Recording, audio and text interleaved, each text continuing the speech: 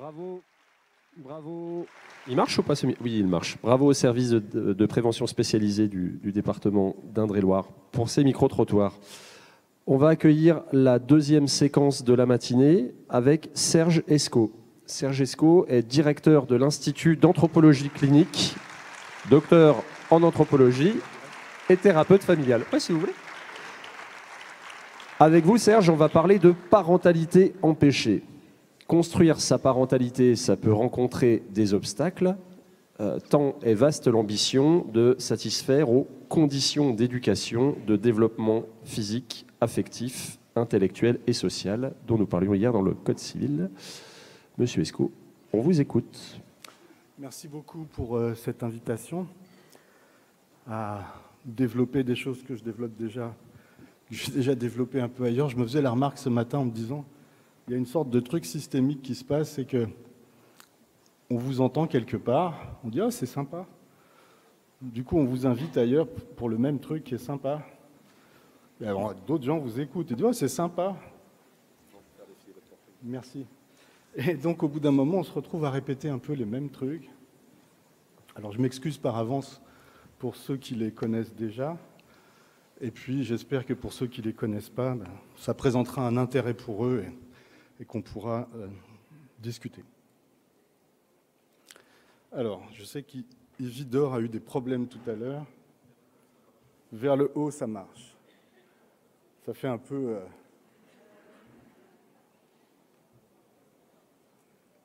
Il faut appuyer sur le bon truc, en fait. Ok, donc ça, c'est pas très important. Peut-être savoir que j'ai une formation en anthropologie, je suis docteur en anthropologie, et je pratique la thérapie familiale depuis les années 90.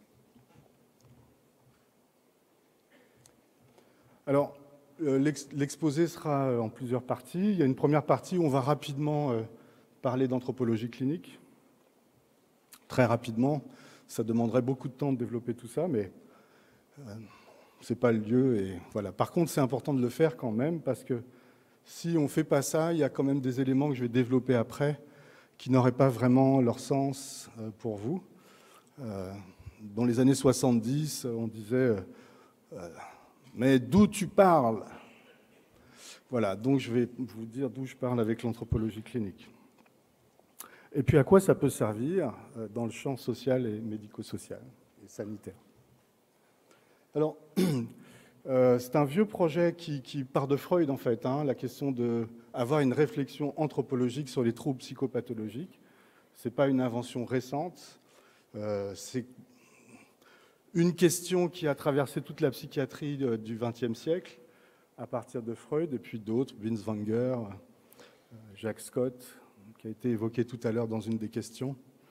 Bref, il y a déjà tout un courant de gens qui ont essayé de faire ce lien entre la question anthropologique, qu'est-ce qu'être humain, et la question psychopathologique, qu'est-ce que c'est souffrir psychiquement.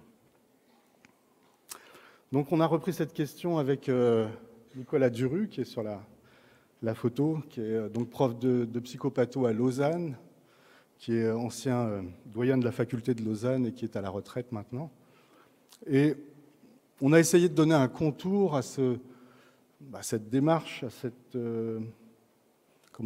idée d'anthropologie clinique, lui donner des formes un peu plus précises pour qu'elles soient utiles et opérationnelles pour les professionnels. Donc c'est un compagnonnage intellectuel qui dure depuis maintenant une petite quinzaine... Combien? Quand on aime, on ne compte pas, il paraît. Une petite quinzaine d'années. Voilà, donc on a écrit 2 articles princeps dans une revue de neurosciences et de psychiatrie, qui s'appelle Psychiatrie, neurosciences et sciences humaines, qui est une revue assez ouverte sur les différents courants, et vous allez comprendre pourquoi c'est dans ce type de revue qu'on a publié. En fait, il y a 2 aspects. Il y a un aspect, on va dire, théorique, épistémologique, et puis un aspect... Alors, je ne sais pas si c'est politique, mais politique au sens d'une réflexion sur la clinique actuelle et un certain nombre de problèmes qui se posent pour la psychiatrie, la psychothérapie. Et une des ambitions quand même de l'anthropologie clinique, c'est de tenter aussi de répondre à ces questions, ces préoccupations actuelles du champ clinique. Je suis partagé parce que j'ai un écran ici, un écran là, je ne sais pas ce que... Je vais regarder là, c'est mieux pour le micro, non? Vous entendez? Vous êtes vachement nombreux quand même, hein?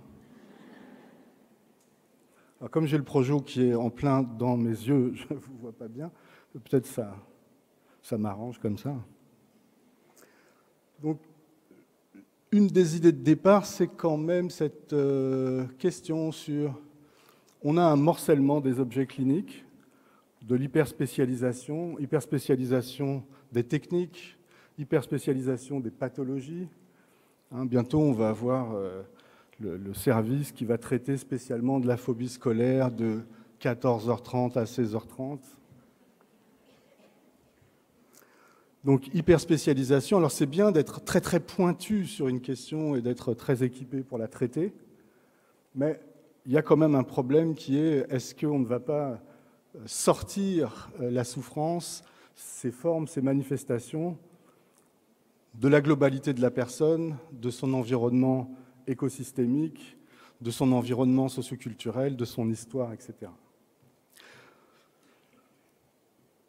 Ça, c'est un aspect. L'autre aspect, c'est le fait que depuis pas mal de temps maintenant, on assiste quand même à des guerres. Alors, je ne sais pas si c'est des guerres de religion, mais des guerres un peu saignantes entre les différents grands modèles, les uns excluant les autres, leur jetant l'anathème, considérant que ce ne sont pas des sciences pour certains, considérant que ce sont des modèles dangereux pour d'autres, etc., etc.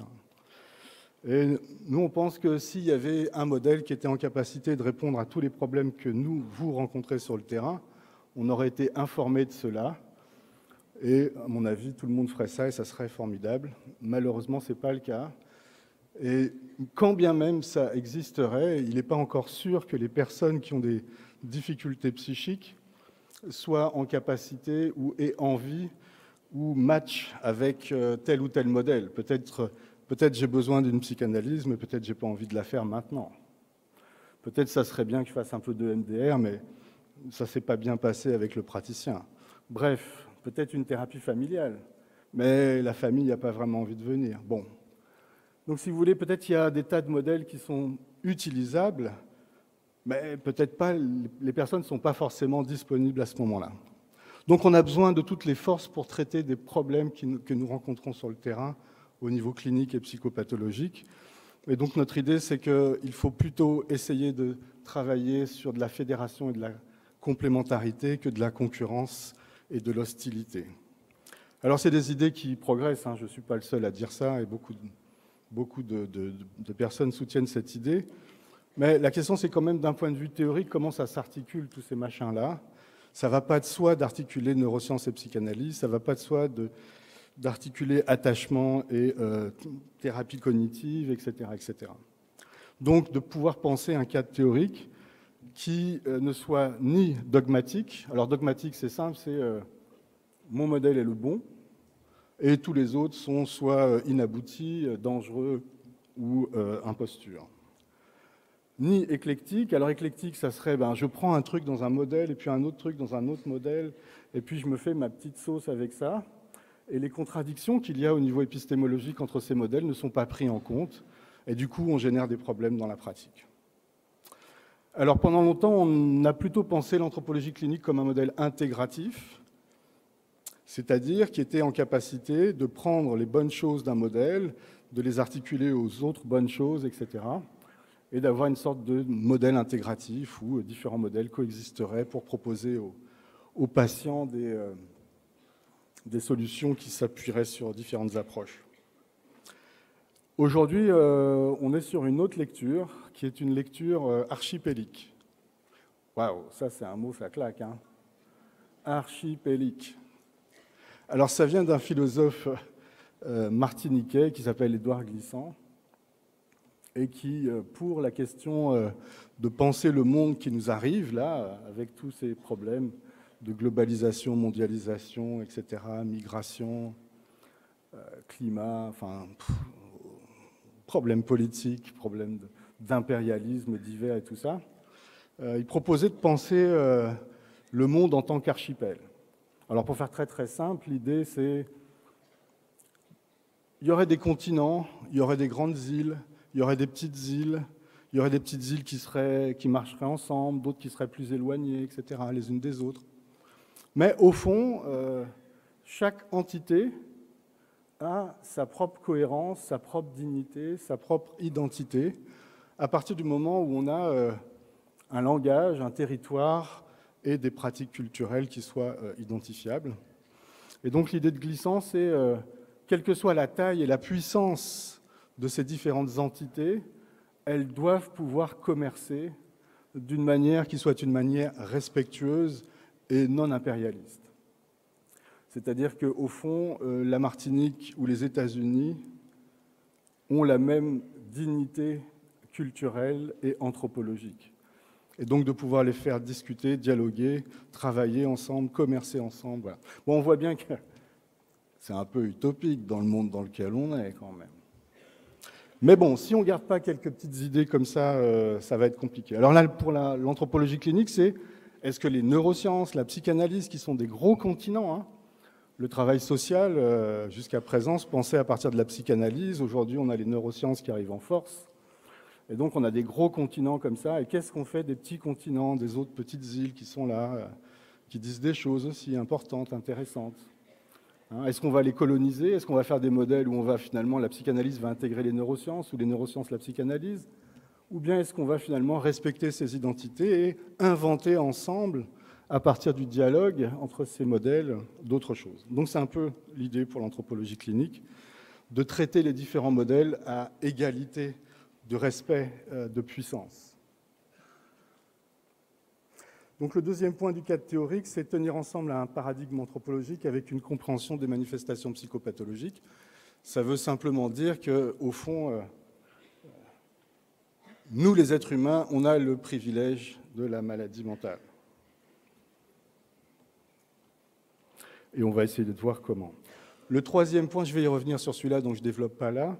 Le troisième point, c'est de penser l'être humain, donc en tant qu'anthropos, comme habité et habitant un monde de sens.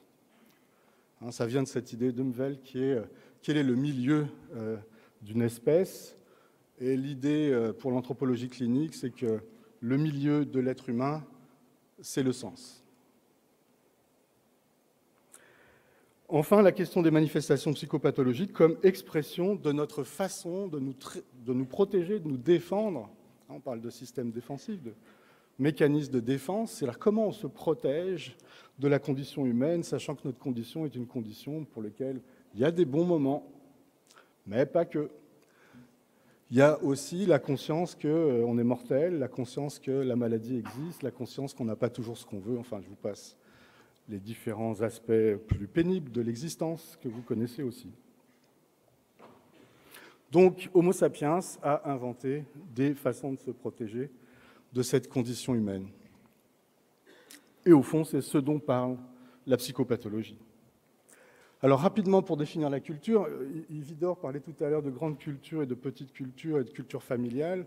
Je pense qu'elle a vraiment raison de mettre l'accent là-dessus, c'est-à-dire qu'au fond, la culture serait ce que nous avons embarqué dans notre cerveau-esprit comme façon de donner du sens à notre existence, à pratiquer ce qu'on pratique, à penser ce qu'on pense, etc., etc. Donc, au fond, la culture ne serait pas des grands ensembles comme ça qu'on a pu essayer de définir au XIXe, au XXe siècle en ethnologie, mais plutôt de se rapatrier la question de l'anthropologie sur comment un être humain, à partir des déterminants culturels qu'il a rencontrés, donne du sens à son existence et pratique comme il pratique. Donc un ensemble de formes sémiotiques, on va définir la culture comme ça, comme un ensemble de formes sémiotiques, d'activités symboliques, qui vont façonner à notre insu comment on perçoit le monde, comment on ressent les choses, qu'est-ce qu'on croit, à quoi on se conforme. Et évidemment, tout ça nous est transparent au sens où si on n'a pas une activité réflexive pour savoir pourquoi on pense qu'on pense, pourquoi on voit les choses comme ça peut nous être totalement étranger. Alors ça, c'est le point un peu délicat de l'exposé. On va le faire simple. En haut, dans le bleu foncé, des dimensions anthropologiques où vont se former les mécanismes de défense, les systèmes défensifs qui vont ensuite construire les manifestations psychopathologiques. Donc en haut, des dimensions anthropologiques. On ne va pas les détailler, on n'a pas le temps, etc. etc. Mais pour aller très très vite, c'est cette idée que chaque culture a une façon d'envisager la façon de structurer les sensations, les émotions, le monde interne des sensations, des émotions, sentiments, etc. C'est la dimension esthétique, de esthésis en grec, sensation. La dimension technique, on est des êtres de technique, c'est-à-dire que les primates sont des êtres techniques, mais nous, on a porté cette question de la technique, peut-être pas à son paroxysme, on n'a pas encore tout exploré, il faut laisser du temps pour les nouvelles générations, mais quand même, notre corps est technicisé, on est envahi d'outils autour de nous, et on pourrait simplifier les choses pour dire que la forme de donation de sens de la technique, c'est un sujet manipule un objet en vue d'une satisfaction. Oui, un sujet manipule un objet, etc. Donc ça, c'est la forme sémiotique de la technique. Troisième axe, c'est la question éthique. Donc tous les primates sont des primates éthiques. Bon, je ne vous refais pas le coup des singes et RSA. Il y a chez les singes le RSA, la MDPH et la médiation. Bon, vous me croyez ou pas? Mais si vous lisez les éthologues qui travaillent sur les grands primates, comme Franz de Waal, par exemple, il explique très très bien tout ça. Ça veut dire quoi?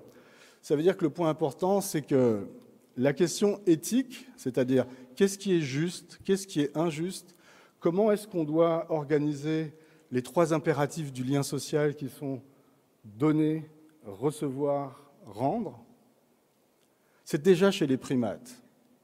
Oui. La question de qui est vulnérable, est-ce que je peux demander la même chose à ceux qui sont vulnérables qu'à ceux qui ne le sont pas? Ça, c'est question éthique.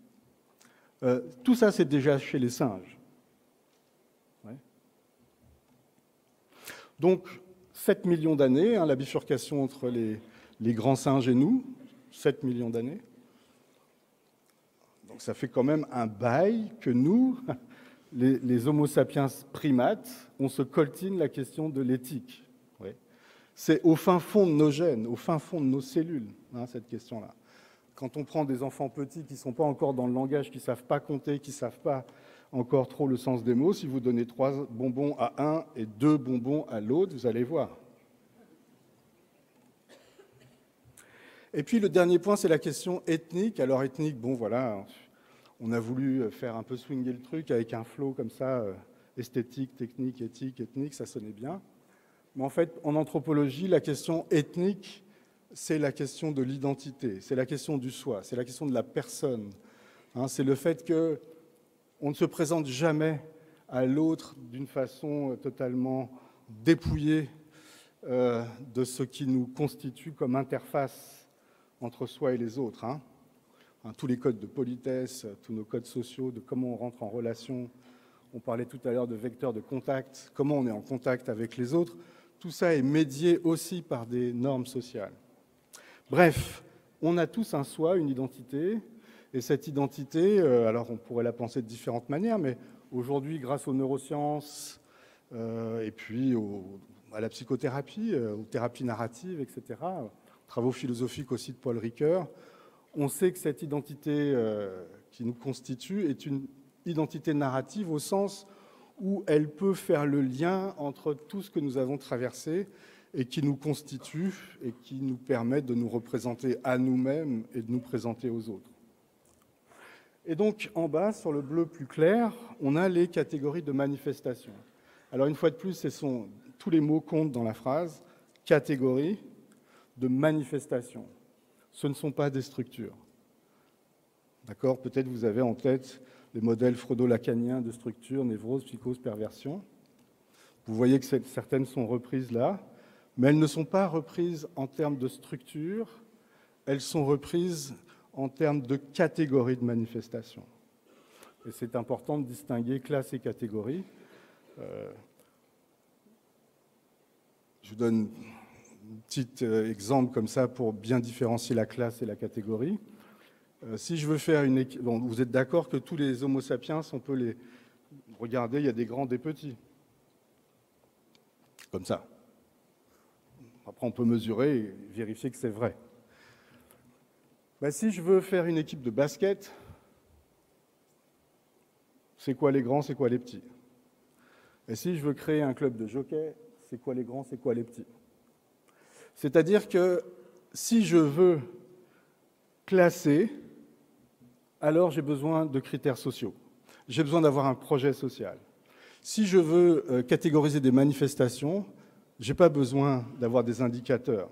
J'ai juste besoin d'avoir des critères qui vont me faire penser cette catégorie. Mais si je veux classer les maladies mentales pour donner des médicaments ou pour savoir si je dois faire une psychanalyse ou pas, alors à ce moment-là, j'ai besoin d'avoir des indicateurs précis pour pouvoir classer les patients. Okay ? Là, ce qui est présenté sur ce tableau, ce n'est pas ça. C'est une façon de pouvoir permettre à des cliniciens qui ont différentes façons de classer les patients, avec leurs propres critères et indicateurs, de pouvoir dialoguer ensemble. La question qui était posée à Nicolas Duru, qui a enseigné la psychopathologie pendant toute sa carrière, à des psychiatres, à des psychologues, etc., c'était quelles sont les catégories de manifestations dont on a besoin pour faire le tour de la psychopathologie, au point que s'il en manque une, on a un problème, mais on n'a pas besoin d'en rajouter d'autres pour faire le tour.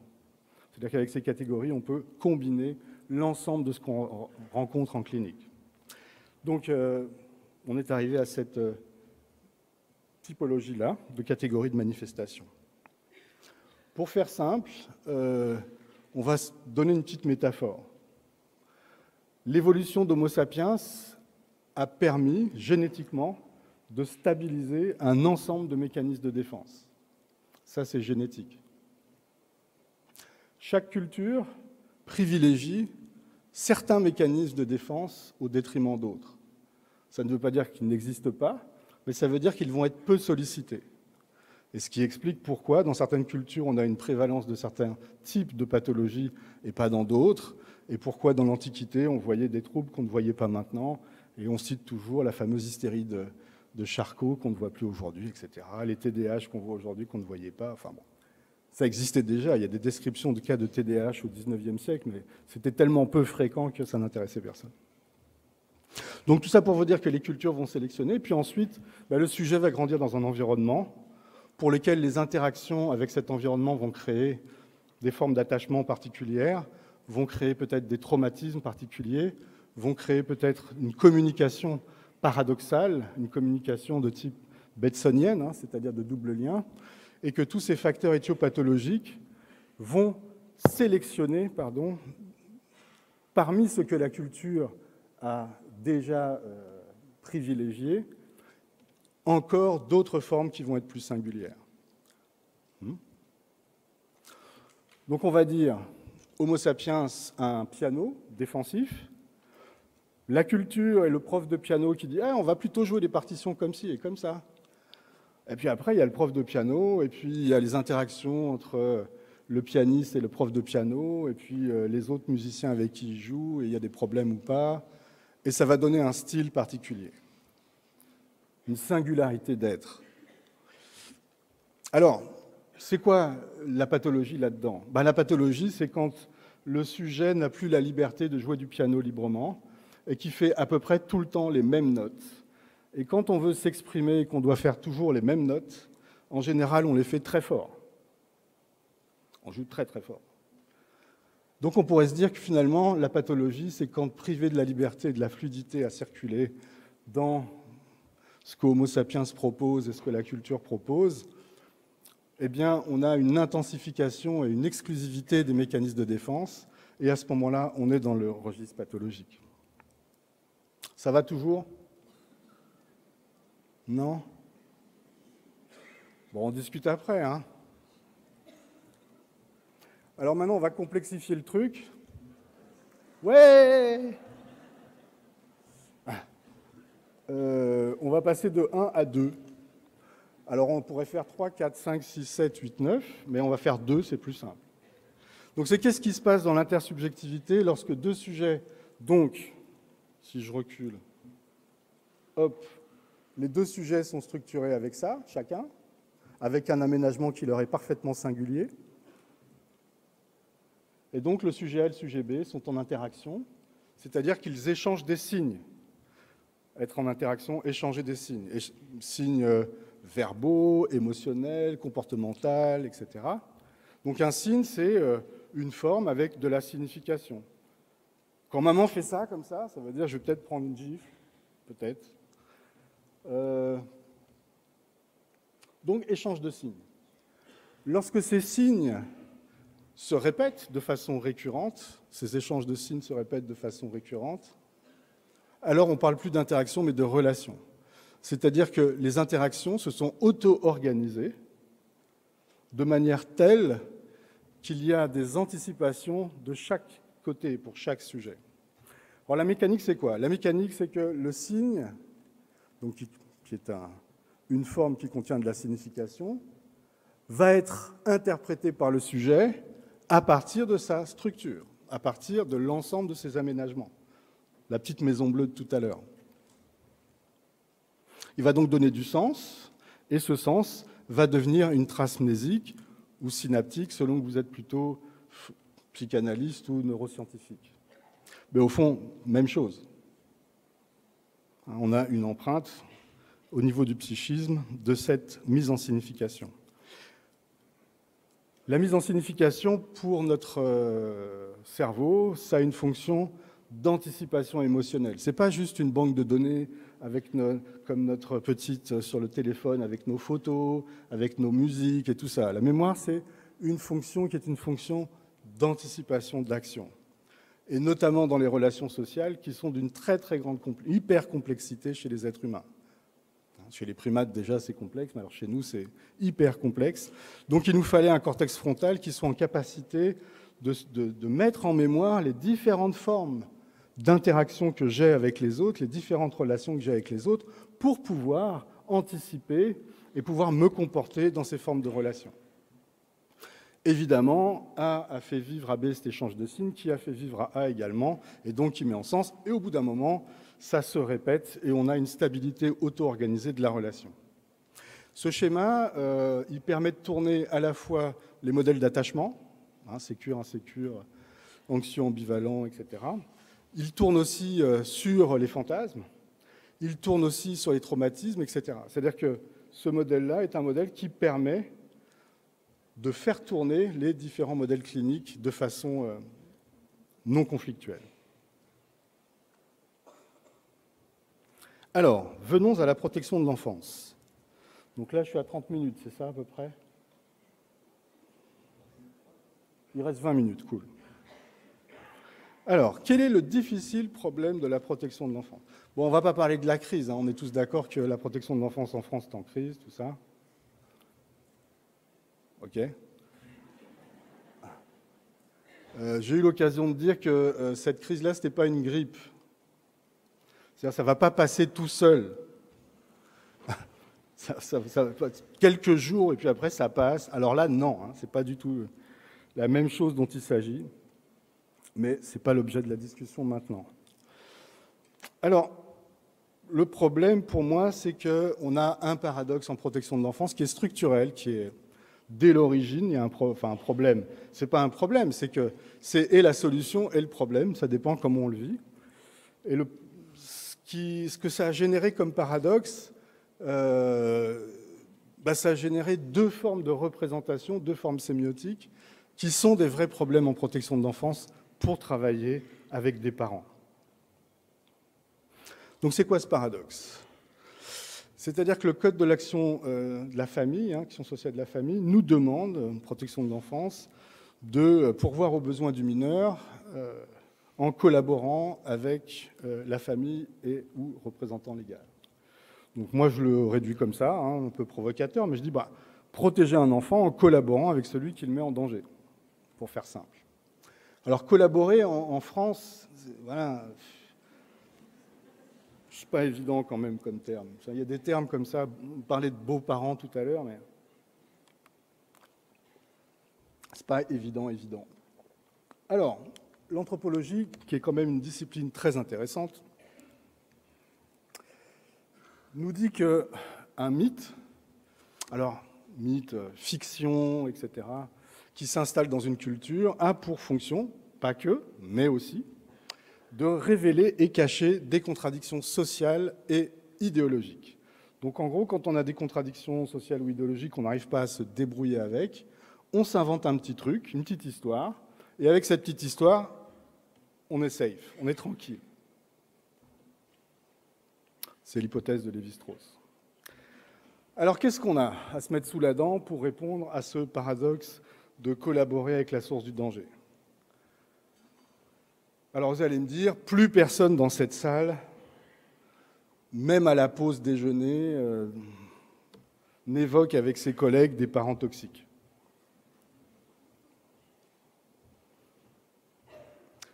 Non, mettez pas la lumière sur la salle. On va rester tranquille avec ça. Le problème, c'est que d'un point de vue anthropologique, quand une forme sémiotique s'est installée dans une culture, même quand on ne l'utilise pas, ça continue à faire son travail. Son travail de donation de sens, comme je vous disais tout à l'heure. Alors ça nous vient de quoi? Ça nous vient d'une psychothérapeute américaine, Susan Forward, qui elle voulait faire un travail pour déculpabiliser ses patients, des thérapeutes individuels. Et donc elle s'est dit, mais au fond, tous ces patients, ils ont tous eu des parents toxiques, donc on va penser la question de la toxicité parentale, et puis comme ça va les sortir de, si vous avez des problèmes, si vous souffrez, c'est pas de votre faute, c'est que vous avez eu des parents toxiques. Le problème, c'est que ça fait passer à la génération juste au-dessus le problème. Bon, il faut se débrouiller après. C'est-à-dire, vous êtes déjà avec les traumas, les doubles contraintes, les attachements insécures et tout ça. Et en plus de ça, vous devrez vous coltiner que vous êtes d'une lignée de personnes toxiques. J'espère que ça ne se transmet pas génétiquement. D'ailleurs, remarquez qu'actuellement, toxique, ça a pris une place. Quand Forward elle a publié ça, on ne parlait pas de toxique à tout bout de champ pour toutes les relations. Maintenant, il y a les relations toxiques, les personnes toxiques. On a quitté le champ du parent toxique.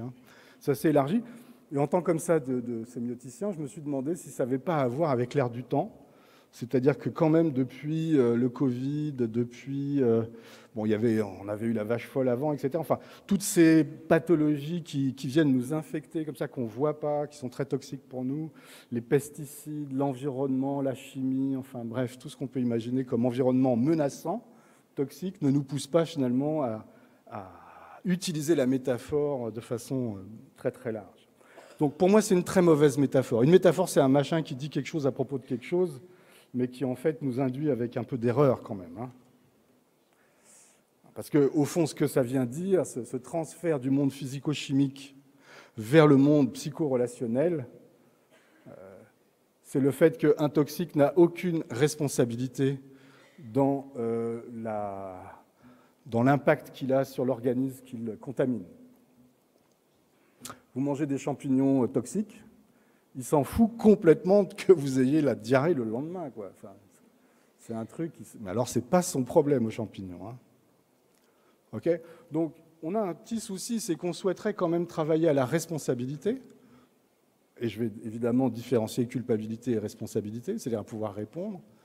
Alors qu'on a une métaphore qui, fondamentalement, par nature, enlève la possibilité de cette réponse. Donc, mauvaise chose. En plus, je ne sais pas, mais qui dans la salle a envie d'être envisagé par un travailleur social ou un psychologue ou un psychiatre comme un parent toxique? Moi, personnellement, même si un travailleur social ou un psychiatre que je rencontrerais dans des circonstances X, Y, et qui viendrait évoquer ça avec moi en parlant de ma parentalité, je ne crois pas que j'aurais beaucoup envie de lui parler de mon histoire, de moi, de ce qui se passe. Oui. Alors vous allez me dire, mais on ne le dit pas. On le garde pour nous quand même, on n'est pas aussi cons. Ouais, ça transpire. Quand vous êtes en face de quelqu'un qui pense des trucs comme ça, franchement, il paraît que l'inconscient perçoit 90% de choses que nous-mêmes, on ne perçoit pas qu'on communique. Ce qui est en train de m'angoisser, là, d'ailleurs, dans l'exercice que je fais avec vous. Mais,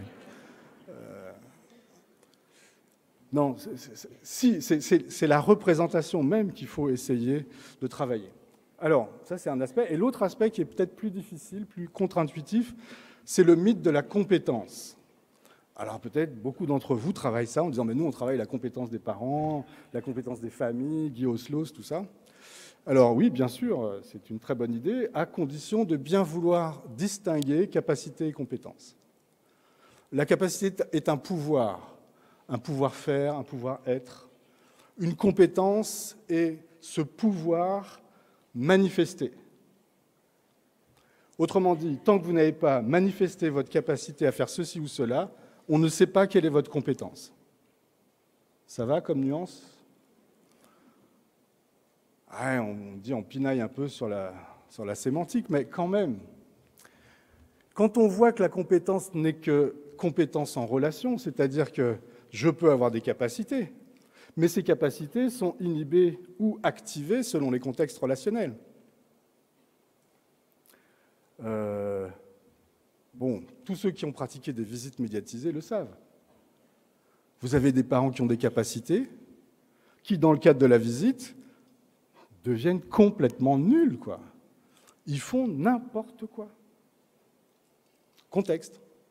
L'exemple que je donne, c'est que quand j'ai commencé à conduire, j'ai conduit très tard parce que j'étais à Paris avant. À Paris, on n'a pas besoin de bagnole quand on est jeune. Donc j'ai conduit tard, alors que mon épouse, elle, avait conduit très tôt. Donc elle avait un gros avantage sur moi sur la conduite automobile. Et donc, quand je conduisais la voiture en sa présence, je ne savais plus conduire. Je faisais des conneries que je ne fais pas d'habitude. Hein. Pourtant, je ne suis pas un très bon conducteur. Mais vous le savez aussi sur le fait que votre compétence avec les familles ou avec les enfants n'est pas la même selon les enfants et les familles. Pourtant, vous êtes le même professionnel, avec le même nombre d'heures de supervision, d'analyse des pratiques, de formation, de tout ce que vous voulez. Avec cette famille, ça marche, avec celle-là, ça ne marche pas. Donc, vous avez des capacités, mais vous n'avez pas les mêmes compétences. Donc, moralité là-dessus, au lieu de persécuter les familles à produire des compétences, on ferait mieux de s'interroger sur comment on crée des contextes relationnels qui, à minima, ne vont pas inhiber leurs compétences et, à maxima, peut-être favoriser l'expression de ces compétences. Mais pour ça, il faut que je lâche l'affaire sur le fait que je vais travailler ces compétences. OK, alors, les deux impasses de ça, c'est du côté du parent toxique, on a un risque de dégradation du lien parent-enfant. Et le problème qu'on va avoir si on a ce type de forme sémiotique dans la tête, c'est la difficulté de travailler avec les parents. Du côté de la compétence parentale, c'est la mise en danger, c'est-à-dire qu'à vouloir poursuivre des mesures où les capacités ne sont pas présentes à ce moment-là, en continuant à poursuivre la quête de mise en œuvre de compétences qui ne sont pas disponibles, on risque de mettre l'enfant en danger.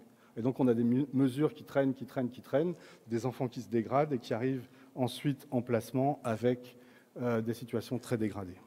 On a connu ça notamment après 2007 sur la question des AED, par exemple, où on n'avait pas la capacité de mettre en œuvre les AED tels qu'il aurait été nécessaire. Et sur ce mythe de la compétence, etc., on a laissé traîner des situations qui auraient dû être traitées autrement. Oui, je reviens juste sur un truc. 2 secondes.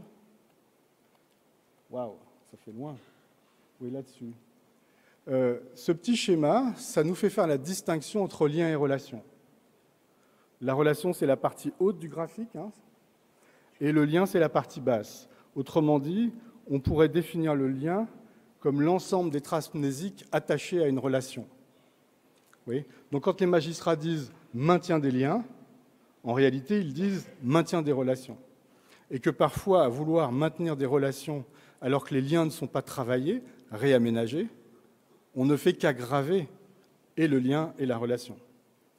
Donc le fait d'avoir une distinction entre lien et relation, sur quelle est la partie psychique et quelle est la partie interactionnelle, nous permet quand même de travailler différemment. Ce travail-là de réaménagement des liens, ce n'est pas si compliqué que ça à faire. Hein. Il suffirait, avant les visites, d'avoir une discussion avec l'enfant, une discussion avec le parent sur dans quel état d'esprit il est, comment il est par rapport à la dernière session, etc. C'est-à-dire réaménager les traces mnésiques de la relation, et puis de faire le même débriefing à la sortie pour qu'on ait un travail du lien qui se fasse et qui permette d'améliorer la qualité des relations. Mais je sais, on n'a pas le temps, etc., etc. Je sais ça. Quand je dis ça, bon, la réalité ne nous donne pas cette possibilité. Enfin, parfois si. Alors, il y a un autre problème pour la protection de l'enfance qui est un peu touchy parce qu'il pourrait y avoir des confusions entre les acteurs et la structure. Je parle d'humiliation structurelle. Autrement dit, aucun acteur qui participe a priori à cette structure n'est dans une volonté d'humilier les personnes qu'il rencontre. Alors je sais que des fois, je suis un peu attaqué là-dessus, sur la question de l'humiliation, en disant, oh, c'est un mot un peu fort quand même. Mais bon, si on définit les trucs, vous allez voir que quand même on y est. Mais une fois de plus, c'est la structure, hein, et on va s'expliquer là-dessus. Donc on peut considérer l'humiliation comme un rabaissement qui advient dans un contexte relationnel de puissance inégale, conduisant l'humilié à ressentir une souffrance psychique qui altère son image, sa dignité, au travers d'actions, d'oppression, d'agression et d'abus. On n'est pas obligé d'avoir toutes les cases pour que ça marche, hein. Un peu d'abus de pouvoir, ça peut le faire. Une petite agression verbale. Et puis des fois des choses. L'exemple d'Ividore tout à l'heure sur le médecin de PMI. Hein, sur l'alimentation, les jouets, les petites peluches, elle montre la photo magnifique et tout ça. Hein, là, je me mets à la place de cette femme, je me dis waouh. Ça doit être humiliant comme truc. Vous arrivez, vous êtes content, interculturalité, on essaye de bien faire les choses et tout. Bam. Alors, c'est plein de bonnes intentions, hein. C'est-à-dire que ce médecin ne souhaite absolument pas humilier cette femme. Si on faisait un débriefing après l'entretien entre ce médecin et cette femme, que cette femme nous explique qu'elle a vécu un sentiment d'humiliation, qu'on allait discuter de ça avec le médecin, les bras lui tomberaient par terre, certainement. Je ne sais pas. Alors, quelles sont les deux composantes qui structurent cette humiliation en situation d'interaction professionnelle parents en protection de l'enfance? Le premier, c'est l'intérêt de l'enfant et les conflits asymétriques de légitimité. Conflit asymétrique de légitimité, ça veut dire qui a le droit de dire le droit de l'intérêt de l'enfant? Qui a le droit du droit? En protection de l'enfance, c'est clair, c'est le magistrat. Et tous ceux qui dépendent de son mandat. Donc on a deux puissances asymétriques, qui sont d'inégale puissance, et un vécu pour les parents qui peut être un vécu de dépossession de cette légitimité. J'ai le droit d'avoir le droit de dire quel est l'intérêt de mon enfant. Non, vous n'avez pas le droit. Et puis ensuite, le vécu intersubjectif défensif entre professionnels et parents, où le professionnel se défend des comportements du parent, qui se défend lui-même d'une décision qu'il ne comprend pas ou qui le blesse. Donc on est dans une intersubjectivité défensive. À chaque fois qu'on est là-dedans, c'est compliqué. Alors on pourrait se le résumer comme ça. On a un conflit asymétrique de légitimité. Ça génère des malaises entre les professionnels et les parents, qui génèrent des comportements défensifs, qui génèrent des éprouvés de malaise, qui génèrent, etc. Et on a l'humiliation.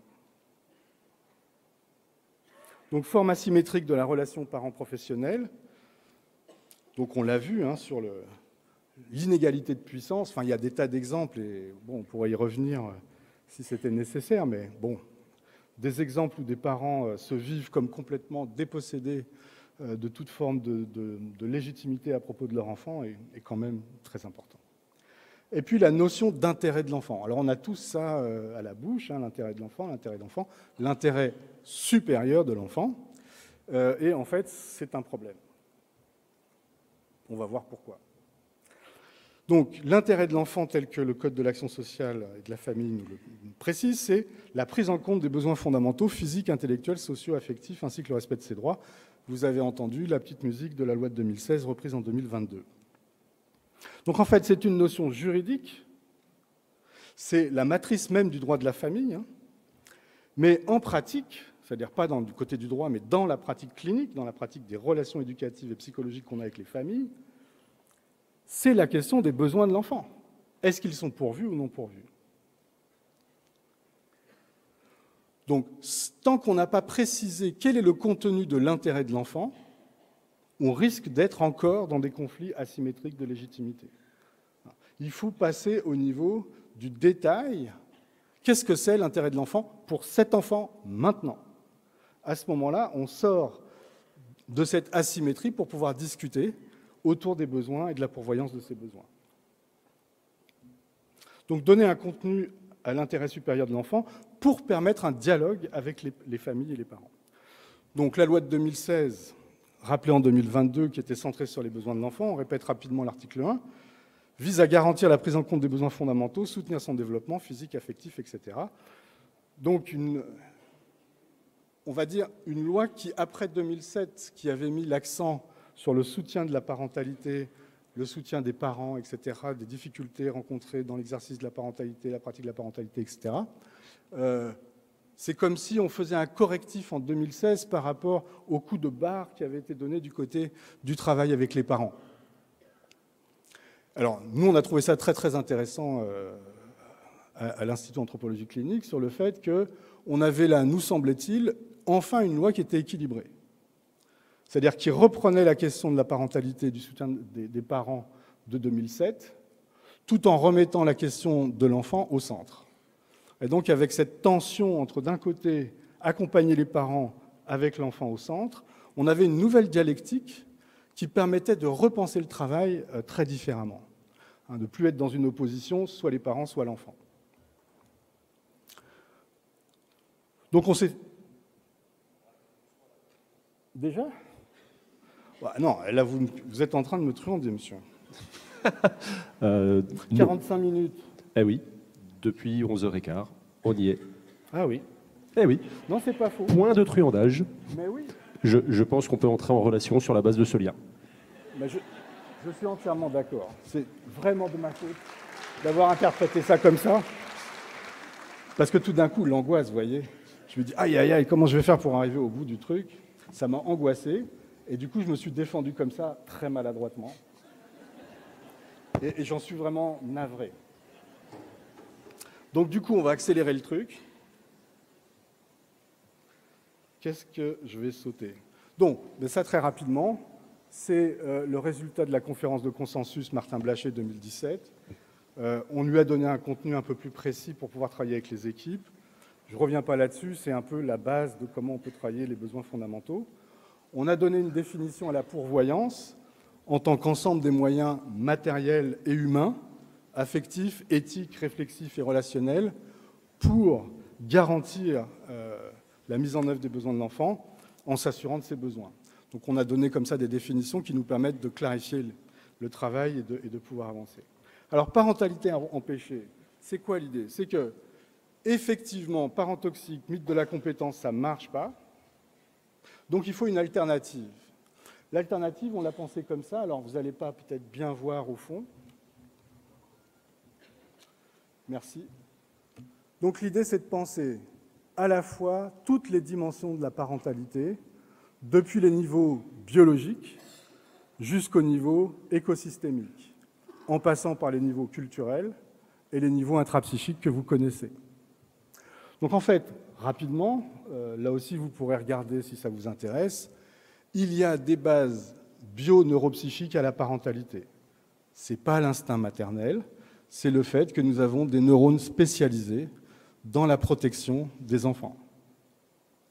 Hypothalamus, on a une zone qui permet de protéger les enfants et ou de les attaquer. Et ceci n'est pas lié au sexe des mammifères, puisque les mâles et les femelles ont autant de neurones spécifiques pour traiter ça. L'autre aspect neurobiologique, c'est l'attachement. On sait que notre espèce néoténique, etc., si on n'avait pas une base neurobiologique pour soutenir la relation d'attachement, donc avec des neurotransmetteurs que vous connaissez, ocytocine, dopamine, etc., on ne pourrait pas avoir ça. Alors, une fois qu'on a dit ça, évidemment, ce n'est pas cette base neurobiologique qui rend compte des phénomènes de parentalité que vous observez, que nous observons dans le travail avec les familles, bien entendu, bien entendu. Mais ça veut dire qu'il y a un substrat qui est là, et que ce substrat, parfois, on ne sait pas, nous, quand on travaille avec quelqu'un, dans quelle mesure il est endommagé ou pas endommagé. Surtout que cet endommagement est lié à la partie traumatique qu'on va trouver en face sur la construction psychique des aptitudes et des troubles de la parentalité, où la question traumatique va venir s'inscrire aussi au niveau biologique. Bref, donc pour penser la parentalité, une base neurobiologique, une base culturelle, qui est en bas à droite, et puis cette base que vous connaissez bien, qui est la transmission familiale, les traumas, l'attachement, etc., etc. Donc tout ça, ça crée des ressources et des empêchements à la parentalité. Mais ça ne suffit toujours pas à expliquer ce qui se passe pour un parent avec un enfant. Il faut encore replonger tout ça dans la réalité écosystémique avec les grands-parents, les institutions, les professionnels, les beaux-parents dont on parlait, etc., etc. C'est-à-dire qu'il n'y a pas un parent tout seul à mettre en œuvre la parentalité. Donc, essayons de penser la parentalité comme étant un processus qui est susceptible de connaître et des ressources et des empêchements. De ce fait, on va parler de parentalité empêchée, et non pas de parents empêchés, mais de processus de la parentalité empêchée, pour des raisons qui sont des raisons complexes, liées à la fois à l'histoire du sujet, à sa situation d'interculturalité, comme on l'a vu tout à l'heure, mais aussi au contexte écosystémique dans lequel il fonctionne. Donc, le concept de parentalité empêchée n'enlève rien à notre capacité à penser les besoins de protection de l'enfant. Ça augmente notre capacité à créer des contextes relationnels favorables au travail avec les parents. Et ça limite aussi chez l'enfant des mouvements psychiques qui seraient de double peine, où il devrait compenser psychiquement le fantasme du parent tout mauvais. Pour aller très très vite sur les...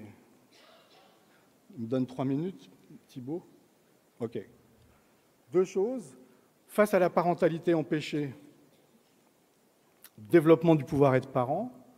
Donc, je m'appuie sur un philosophe qui s'appelle Paul Ricoeur, qui parlait du développement de soi, de l'être soi, à partir de fondements anthropologiques qu'il pense comme l'humain capable de, donc capacité, il ne parle pas de compétence mais de capacité, capacité à pouvoir dire, c'est la question de la parole, capacité à pouvoir faire, la question d'agir, et ça vient recouper les travaux actuellement un petit peu en vogue qu'on a en France à la suite du Québec sur le développement du pouvoir d'agir, qui s'est aussi repris par Yann Le Bossé sur la question des propositions de Ricoeur, la question de l'identité narrative, pour pouvoir se raconter, et puis la question de la responsabilité, imputabilité par rapport au passé et engagement par rapport à l'avenir.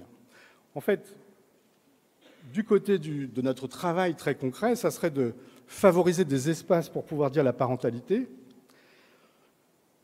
Quelles sont les conditions de cette parentalité? Donc on parlait tout à l'heure aussi de la précarité, de qu'est-ce que vivent les familles, des contextes dans lesquels elles sont, de pouvoir aussi exprimer cela. Les modalités relationnelles qu'il faudrait que nous développions pour que les parents puissent parler de la parentalité, donc créer des espaces et des conditions relationnelles. Évidemment, favoriser le développement du pouvoir d'agir pour que les parents puissent, dans le cadre de l'autorité parentale, mettre en œuvre un certain nombre d'actions très concrètes. Et puis la question de se responsabiliser, s'engager dans la pourvoyance des besoins, ce qui va impliquer une vigilance pour les professionnels du côté de la honte et de la culpabilisation. C'est-à-dire comment travailler avec les personnes en minimisant les phénomènes de culpabilisation et de honte qui vont aller à contre-courant de ce qu'on veut proposer sur la responsabilité. Et puis sur l'identité narrative, cette question qu'un parent qui est avec une mesure, peu importe soit judiciaire ou administrative, va devoir se coltiner dans son identité parentale cette nouvelle donnée. Je suis un parent considéré comme, alors je ne sais pas, dysfonctionnant, maltraitant, défaillant, etc. Ceci va devenir une composante de mon identité. Comment est-ce qu'on travaille avec les parents pour passer d'une identité parentale honteuse à une identité parentale qui ne soit pas arrogante ou méprisante ou disqualifiante des services, qui serait une autre façon de se construire une identité pour se protéger de la honte, mais une identité qui soit plus du côté de la fierté, d'être un parent qui a vécu des choses difficiles et qui est en capacité de se mettre au boulot par rapport à ça et de changer. On parlait de script tout à l'heure, des scripts hérités pour faire des scripts qui soient des scripts plus libre des déterminants psychiques. Dernière slide. Donc, la pensée archipélique qui respecte les différentes approches, une pensée systémique et relationnelle qui vient en complément des perspectives intrapsychiques, attachement, psychanalyse, TCC, etc. Envisager les situations de l'enfant et de son environnement en plus de leur dimension psycho-affective, émotionnelle, traumatique, sous l'angle de l'éthique relationnelle. C'est-à-dire qu'il n'y a pas qu'une question du trauma, il y a aussi une question d'éthique relationnelle qui nous concerne en tant que professionnels, en développant une partialité multidirectionnelle, c'est-à-dire en écoutant chaque membre de la famille, oui, les méchants et les gentils, avec la même empathie et la même recherche de compréhension de ce qui leur arrive, et puis de pouvoir mettre en œuvre une série de techniques relationnelles pour créer de l'alliance, comme la métacommunication, l'utilisation de soi, des entretiens familiaux circulaires, arriver à intégrer le paradoxe de l'aide-contrainte et travailler la motivation au changement. Je vous remercie.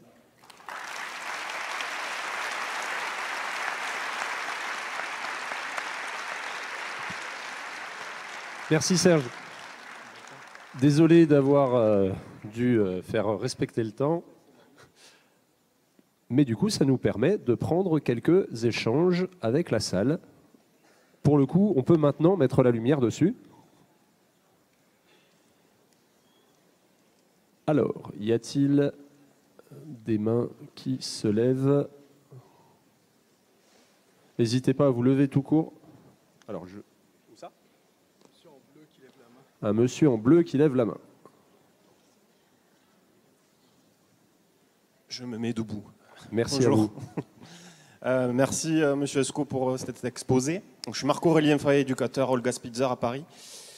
J'aimerais bien que vous développiez du coup l'éthique relationnelle et comment on arrive à écouter chaque membre d'une famille justement pour pas tomber dans le piège de culpabiliser l'un ou victimiser un autre, parce que je trouve ça très intéressant.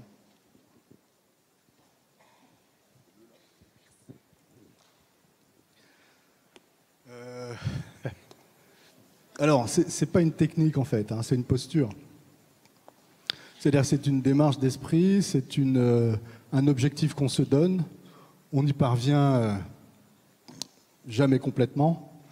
Dans les entretiens, on peut à un moment donné être agacé par un membre de la famille, et trouver plutôt sympathique un autre, etc.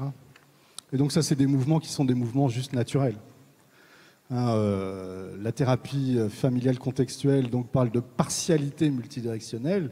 Elle ne parle pas d'impartialité, elle ne parle pas de neutralité, elle parle de prendre parti, pas au sens de l'un contre l'autre, mais de soutenir la parole, soutenir l'expression, soutenir le vécu de chaque membre de la famille, avec ce souci d'empathie et de compréhension. Qu'est-ce qui se passe pour l'autre? Qu'est-ce qu'il ressent? Pourquoi il fait ce qu'il fait? Oui. Et donc, on va être constamment comme des équilibristes, des jongleurs chinois avec les assiettes qui se cassent la gueule, quoi.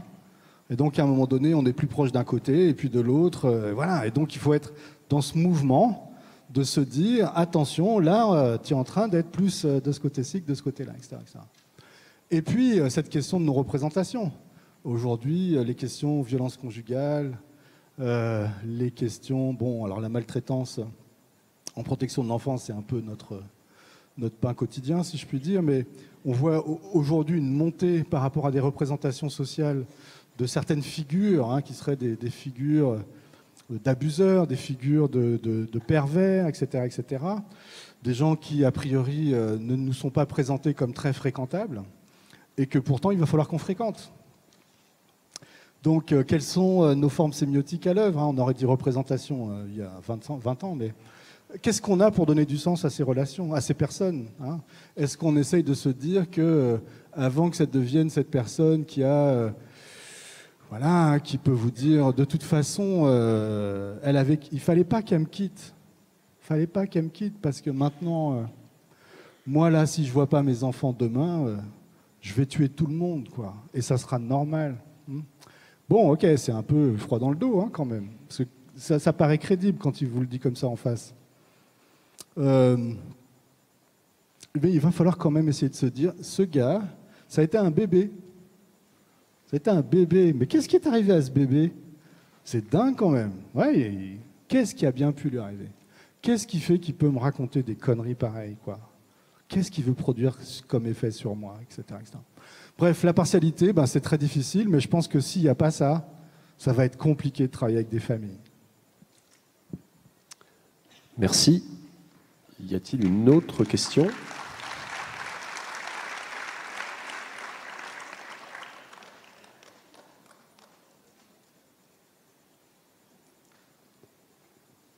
Oui, on vous écoute, madame. Bonjour, Alexandra, je suis chef de service à Olga's Pizza à Paris. Je suis intervenue tout à l'heure, mais je ne voulais pas monopoliser la parole. J'en profite. En fait, moi, je voulais savoir si vous pouviez nous donner un exemple d'un mythe révélé caché qu'on pourrait nous retrouver dans notre culture, en tout cas en France, parce que j'ai essayé de m'imaginer ce dont vous parliez et j'arrive pas à me représenter quelque chose. Merci.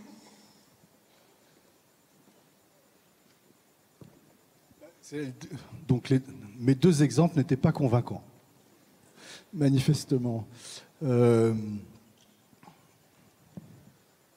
Aujourd'hui,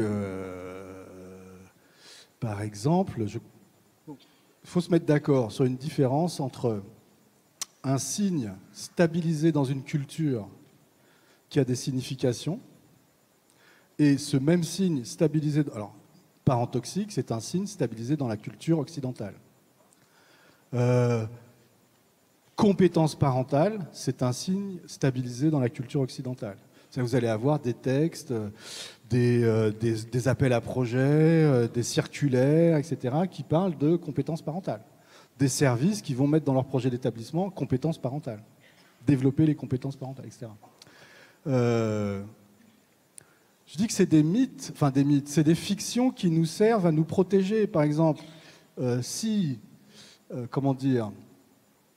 dois collaborer avec la source du danger. Ok, dans je dois collaborer, il y a je dois collaborer. Par conséquent, si j'ai en tête qu'il y a des compétences parentales, je légitime le fait que je dois collaborer. Et ça donne du sens à mon action de devoir collaborer. Si je pense que c'est des parents toxiques, non mais cette mère elle est complètement folle, ok. Folle veut dire toxique là à ce moment-là. À ce moment-là, je ne vais pas collaborer. Je vais me mettre sur protéger l'enfant. Donc je vais tenir à distance ce parent, je vais faire le minimum syndical et par contre on va se centrer sur la protection de l'enfant. Donc je n'ai pas, au nom de la toxicité parentale, je n'ai plus le devoir de collaborer. Dans l'autre sens, c'est ce qui va orienter et donner du sens à ma mission, je dois collaborer. Et dans l'autre sens, ça me lève l'obligation de devoir collaborer. Donc, ça vient résoudre une contradiction qui est posée dans le Code de l'action sociale. Vous devez collaborer avec la source du danger. Ça va? C'est plus clair comme ça? Cool. Merci pour ce complément d'explication. Autre question ou réaction?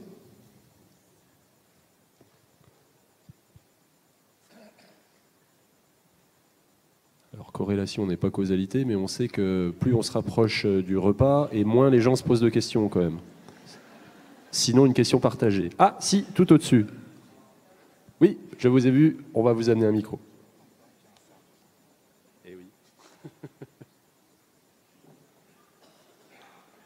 Voilà, le micro se rapproche doucement. Si vous voulez avoir la gentillesse de vous lever pour faciliter le travail des techniciens vidéo...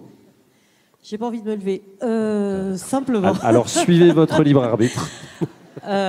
On pourrait dire aussi, excusez-moi si c'est un peu radical ce que je vais dire, mais on pourrait dire aussi qu'au nom d'une méga bienveillance, d'une posture thérapeutique, alors que nous ne sommes pas thérapeutes, à un moment donné, on ne remplit pas notre mission de protection de l'enfant parce qu'on est trop attentif à ce pauvre papa ou cette pauvre maman.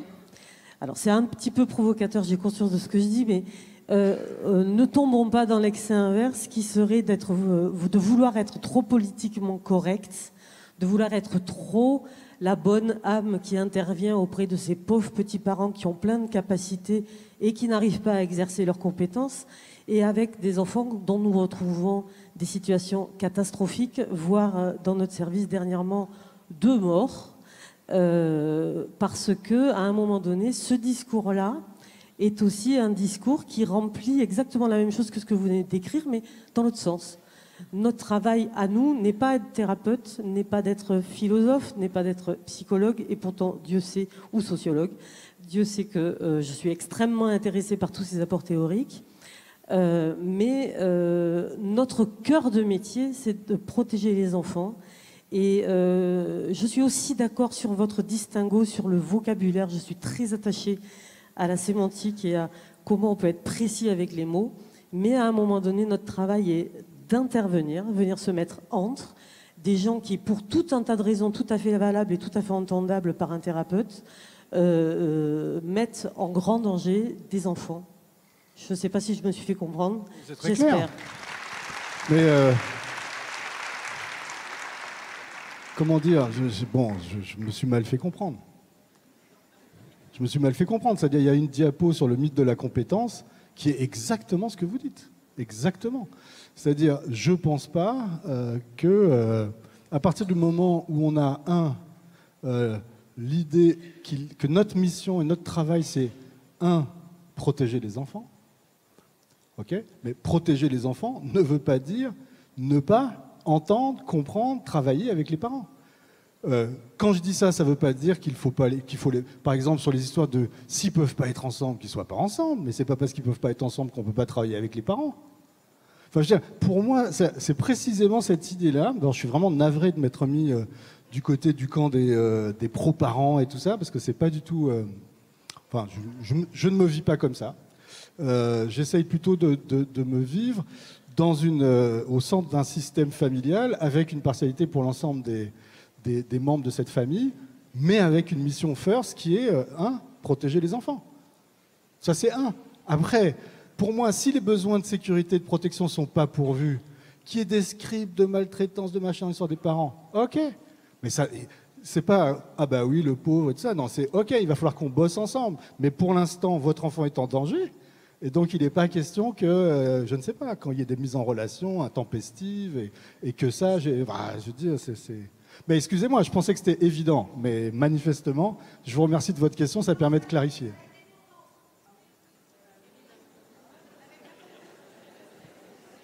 Il faut que vous répétiez parce que j'ai rien compris. Madame a dit que d'autres avaient compris, mais enfin voilà. Après, c'est, me semble-t-il, un des enjeux qu'il ne faut surtout pas taire ou mettre sous le tapis de ce colloque, de réévoquer justement l'approche. Alors, on a eu un beau débat hier avec 2 intervenants hier soir, autour d'une bouteille de Sancerre, d'ailleurs, ça gâchait pas le débat. Autour de l'approche familialiste par distinction de l'approche parentaliste, l'intervenant que vous verrez cet après-midi, disant que dans l'approche familialiste, on n'oubliait pas l'enfant. Voilà. Bon, on y reviendra peut-être. Un autre truc qu'on pourrait peut-être ajouter là-dessus, c'est la fonction du mythe. Enfin, vous avez cité Lévi-Strauss d'aussi loin que je me souvienne, ça fait un bon bout de temps, mais il me semblait que quand Lévi-Strauss parle de mythe, c'est pas pour dire qu'il y a du faux, c'est pour dire au contraire que c'est ce qui fédère, c'est ce qui permet de tenir ensemble, quoi. Et alors je suis jamais sûr de bien dire son nom, Yuval Noah Harari, c'est ça, me semble-t-il, qui a écrit Sapiens. Il a beaucoup été question d'Homo sapiens depuis le début du colloque. Dit précisément ce qui distingue l'homme du primate, c'est cette capacité à se fédérer autour du mythe. Bon, voilà, on en était là. Mais le problème, c'est, alors on se fédère autour du mythe, mais le problème qu'il y a, c'est que les mythes nous font faire des conneries. C'est-à-dire, on peut par exemple envahir l'Ukraine avec des mythes. Ça veut dire, ok, ça nous fédère le mythe, mais il faut faire gaffe parce que ça nous dit des trucs, ça nous montre des choses qui ne sont pas complètement la réalité, quoi. Donc, il faut se méfier des mythes. Ça nous fédère, mais attention.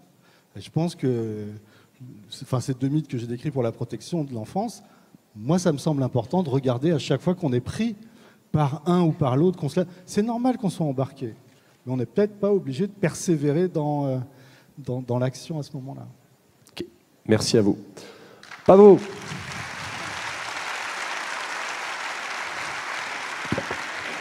As-tu pu dessiner l'anthropologie clinique ? C'était pas facile, c'était passionnant. Alors comme souvent, j'aimerais avoir 5 heures pour essayer de dessiner tout Mais ce avec qui passe plaisir. par la tête en vous écoutant. Oui, non, c'est pas possible. Mais du coup, j'ai quand même fait 2 dessins. Alors le premier, pour illustrer un peu cet archipel de solutions que vous nommiez pour supporter la condition humaine.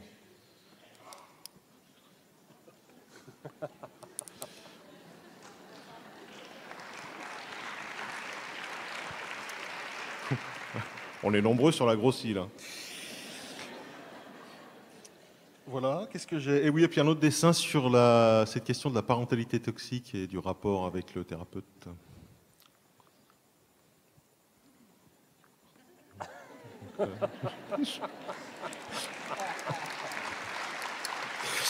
J'en profite parce que je me fais engueuler assez régulièrement dans les couloirs. Après avoir déjeuné, j'essaierai de prendre au moins une demi-heure pour dédicacer sur le stand des ASH. Voilà, merci beaucoup, à tout à l'heure. Merci à vous. Je souhaite à Pavot et à tous les autres un bon appétit. Les travaux reprennent à 14h exact.